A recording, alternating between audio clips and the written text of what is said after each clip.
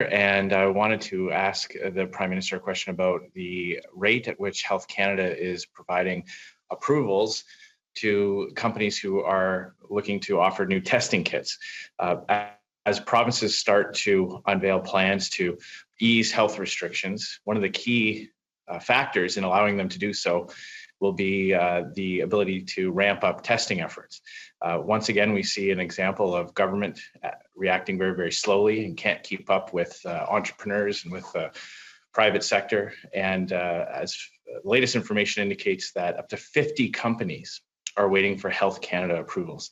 So can the Prime Minister explain why Health Canada has to this point been unable to implement a fast track process so that provinces can get the new testing kits that they so desperately need? Thank you, Mr. Speaker. Thank you for your question. It is really important that we get testing up to speed, that we make sure that we have reliable testing across the country, because that is an essential part of restoring some semblance of normality as we move forward, as we look to reopening. But at the same time, we've seen around the world problems with test kits that have been faulty or unreliable. And one of the huge challenges we might face if tests are unreliable is we could have an undetected resurgence of COVID-19. We are incredibly pleased by how many innovative Canadian companies and individuals have put forward new solutions, and Health Canada is prioritizing and rapidly going through a process of evaluating these tests.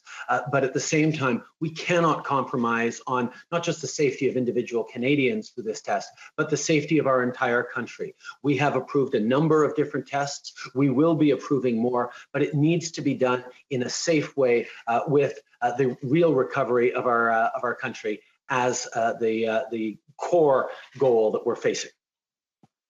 Mr. Scheer.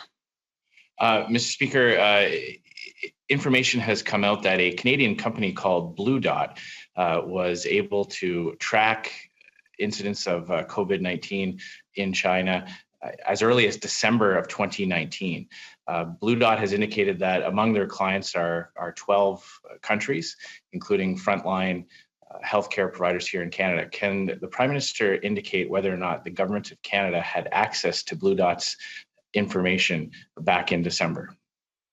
Mr. Prime Minister. Thank you, Mr. Speaker. We were advised in early January of the possibility of what became COVID-19 in China. We made sure that we were monitoring intelligence sources, working with our Five Eyes partners on that. As you highlight, a Canadian company was involved in tracking the spread early on. But we are glad to have that company with us now. Our information around what was going on in China came to us through a range of intelligence services, public accounting and reporting, as well as our Five Eyes and other allies around the world. We continue to work with all those allies to understand exactly what's going on around the world and how we can best position ourselves. We are working with a range of technology companies and innovators to ensure that we're actually doing everything we can to monitor and track the spread of COVID-19 in Canada. There's lots more to do, but Canadian innovation will certainly be a part of that as we move forward. Just to pick up, Mr. Scheer, you have about a minute left, so 30 seconds for a question, 30 seconds for an answer. Mr. Scheer. So a very quick question then. In that answer, the Prime Minister indicated that they had received information in January from a variety of sources.